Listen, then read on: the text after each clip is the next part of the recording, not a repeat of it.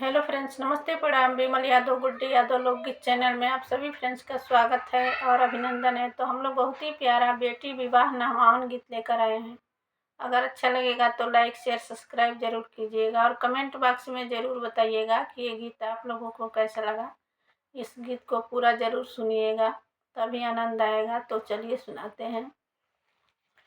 के कर गौरल कलशा के कर भरल पानी है, के कर गौरल कलशा के कर भरल पानी जी,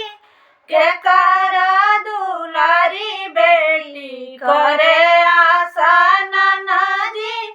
के कर दुलारी बेटी करे आसन जी,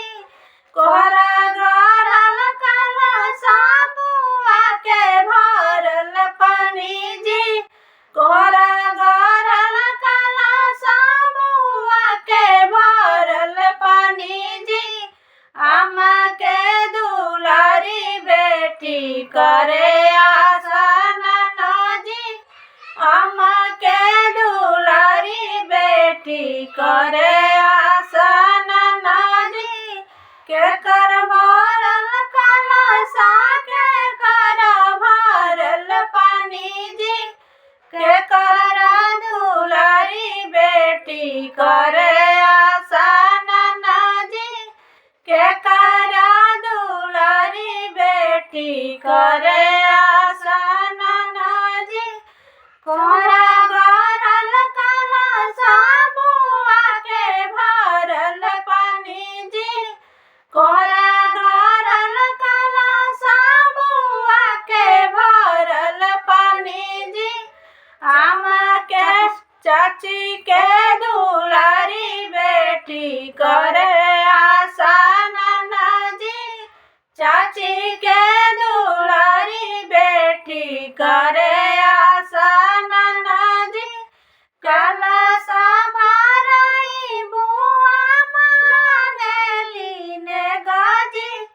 कलशा भराई बुआ मांगेली ने गाजी,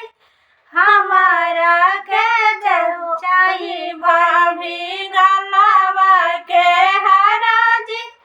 हमारा के चाहिए भाभी गलवा के हराजी, कलशा भराई बुआ मांगेली ने गाजी, कलशा भराई बुआ मांगेली ने गाजी, हमारा के चाहिए भाभी गलवा के हराजी, हमारा के चाहिए भाभी